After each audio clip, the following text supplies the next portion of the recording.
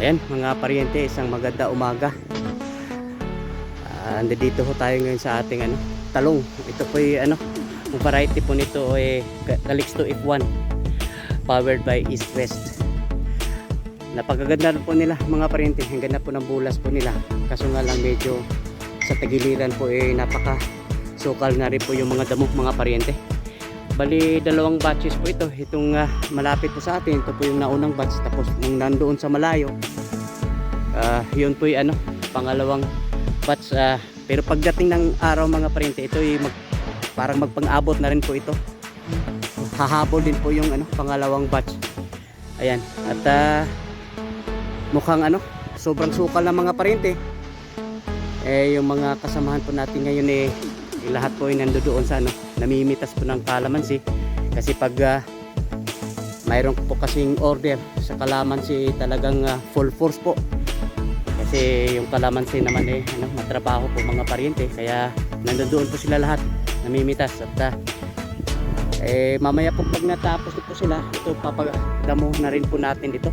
Kasi dito po nanggagaling po yung mga insekto sa sa mga yung mga damo. Kaya hanggat maaari po dapat malinis po yung taniman po natin. At dito naman sa ating likuran mga paryente, ito na rin po yung ating sweet potato, yung kamote. Ayan, talagang lumalago na silang lumalago na po sila mga paryente. Malapit na rin pong masakop po nila yung area. Pag ito'y nasakop na po nila, wala na pong damo po na makakatubo. Ayan. Ayan mga paryente, update po tayo dito po sa ating dragon fruit. Hindi pa po nakapag-recover yung ating dragon fruit mga paryente. Buti na lahat yung iba ay nag na po siya. Kumbaga nagsasanga kasi pagkatapos po ng binagyo po tayo, marami pong sanga po tinangay po ng baha. Kaya nakapag-replanting po tayo rito mga paryente. Ito nga nag-replanting po tayo doon po sa mga naubos yung dahon, tinangay po ng baha. At kasi dapat sana ngayong mga panahon na ito, pa ito season po ng dragon fruit. Mayroon pa nga tayong isang po rito, bulaklak nakikita, pero mukha yatang mag-isa lang po ito mga paryente. Ito po yung bulaklak po niya. Ito po pagdating ng araw, ito po yung maging bunga. Pero mukhang yatang mag-isa lang po itong nakikita ho natin. Sabagay, darating din ang panahon na makapag-recover na po itong ating dragon fruit. Mayroon din pala yung isa puro, mayroon po isang bulaklak puro. Ayan, bunga na po itong mga paryente. Ayan. Kaso nga lang, ito lang po yata dalawa nakikita ho natin. Wala po tayong ibang nakikita bulaklak o bunga. Dapat sana ngayon po season pa rin po ng dragon fruit. Ayan mga paryente, update po tayo dito po sa ating okra.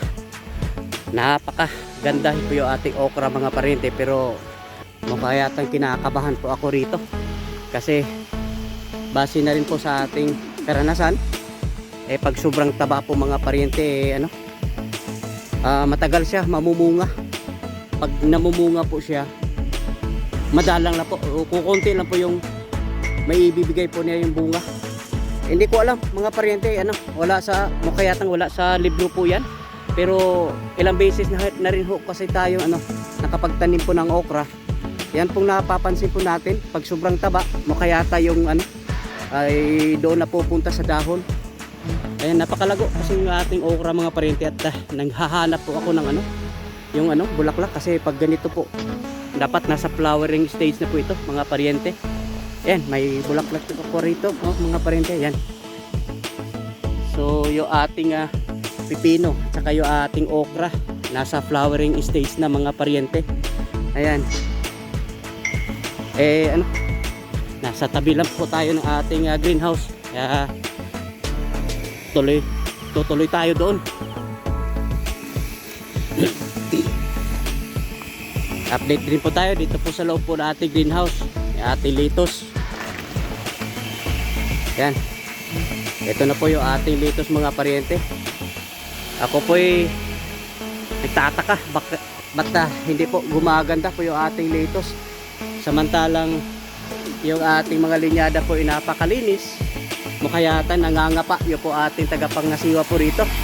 At ito namang overdue na po rito, yung mga matatanda, ito po yung arugula. Hindi po naibenta mga pariente. Ayan. Yung po ating batches po ng yung ating lettuce. So, kukunti na lang mga pariente kasi hindi pa bumabalik po yung ating merkado. Pero ito mukhang magaganda. Nindot lagi dito Okay ka to, murag kuan man to na south. Basing natuhog na nimo din, nabalik na nimo yung kuan ba imong ikal observare lang kay dugay naman kaani.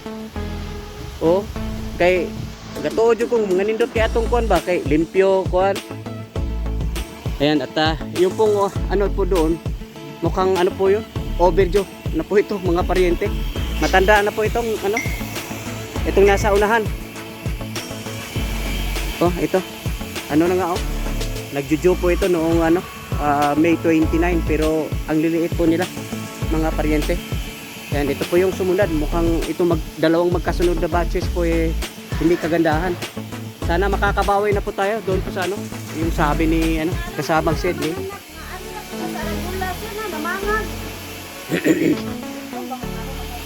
Pandi, kinailan ato ginaisi raportahan para way kaba-kaba mo. Katong yellow nga kuan. Sige. Pero asan siya ko lip miner. Wala. Kuan man to katong hubog. Sige de. Basta kuan basi mabalik na imong kamandag ani de. Okay, kuan. Init kayo. Yan mga pariente, update po tayo dito po sa ating pipino at saka ito po yung ating siling panigang. Yung ating pipino mga pariente, ito po yung Japanese cucumber at nasa flowering stage na po sila mga pariente. Ang dami na po ng bulaklak. Ayan ang dami na pong bulaklak. Yung pong bulaklak mga pariente, yan po yung maging bunga pagdating po ng araw. At dito banda sa lumalago mga pariente, mas magaganda yung nandito kaysa doon sa dulo. Hindi ko lang alam kung bakit pero ang dami po na po ng bulaklak mga pariente. Ayan dapat ito po yung puno po nito dapat linisin, kumbaga magpa-pruning din po tayo nito mga pariente. Yung mga dahon na sumasayad doon po sa lupa kailangan tanggalin kasi doon po nanggagaling yung mga yung mga sakit. Ayan, at dito po sa ating likuran, ito po yung ating siling panigang mga pariente. Lumalaki na rin po sila kaso medyo masukal. Madali lang naman ito mga pariente. Mayroon naman po tayong herbicide at saka pag ganito ka taas po yung yung damo po, madali lang po ito. Hindi ito magastos sa herbicide kasi hindi pa po sila masyadong mataas. Ayan mga pariente, dito tayo ngayon sa ating kalabasa na mukhang hindi mo na makikita yung ating kalabasa mga pariente dahil sa sobrang sukal. Dito banda medyo kita-kita ho natin kalabasa kasi nung nakarang linggo po naumpisahan po ito. Nagdadamo po sila rito kaso nga lang maapakan na po nila yung mga sanga. Delikado kako na lang, hahayaan na lang natin ito kasi pag makakaboilo na po itong ating kalabasa, sana po madaig po niya yung mga damo, hindi na po makatubo yung pong damo kasi mahirap kasi mga pariente, naapakan po nila baka mamamatay o masasayang yung mga sanga. Ayan, hihintayin na lang po natin ito mga pariente kasi mukha namang matataba naman na po yung ating kalabasa. Sana madadaig po niya yung yung ganito kasukal po ng damo mga pariente. Matataba naman po yung ating kalabasa. Ayan, at dito po tayo sa ating likuran. Gusto ko ito panuorin mga pariente kasi malinis kasi. Ayan ito po yung ating red lady papaya. At hindi mo na ngayon makikita kung alin po rito yung first batch at saka second batch kasi humahabol yung po ating second batch. Actually yung ating second batch mga parente hindi dito, pero kung titignan ho natin halos magkakapareho na po sila, humahabol din po yung ating second batch po ng ating red lady. Tansya ko po Oktobre, sana makapagpitas na po tayo rito sa Oktobre o sa early November po. Diretso naman po tayo doon po sa ating mani mga paryente. Ang ating mani kukunti lang, mga 5 kilo lang po yun, tapos may pa, may balat pa po siya, tinatanggalan pa po ng balat, kaya yung 5 kilo kukunti na lang po mga paryente.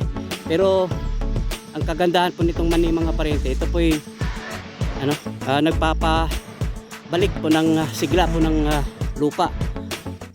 Ito po kasi ito yung legumes, kaya yung ginagawa ng ibang magsasaka po para po bumabalik po ng sigla po ng lupa, tinatamnan po nila ng mani. Ayan, halos berdeng-berde po, sumasabay din po yata yung yung pong damo po dito sa ating mani. Kukunti lang po ito, pero ito gagawin natin yung binhi pagdating po ng araw. Kukuha tayo ng pantanin po rito yung binhi, at hindi natin ito palalakihin yung mga damo mga parin, katulad po doon sa ating kalabasa, kasi baka mahihirapan na rin po tayo. Buti na lahat yung ating mga kasamaan po rito kabisado po nila itong mani. Sabi nila isang beses lang po ito dadamuhan, kasi pag nag-umpisa na po raw itong mamunga o mamumulaklak, hindi na po raw ito gagalawin. Ayan,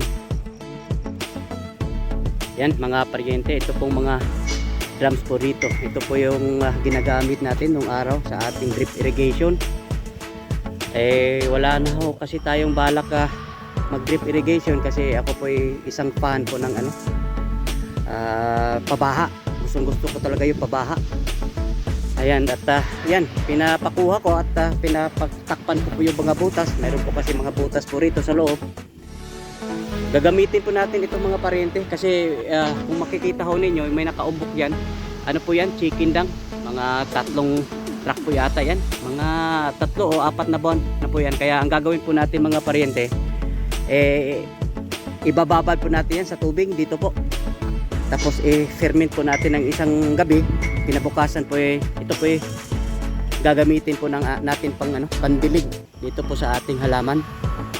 Hindi pa kasi available po yung ating tubig lagon, yung pong galing sa kabilang farm, yung pong overflow ng ating biogas po doon.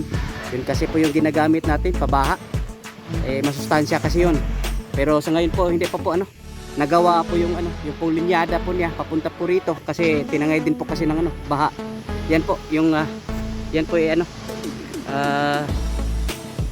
chicken dung. Ayan.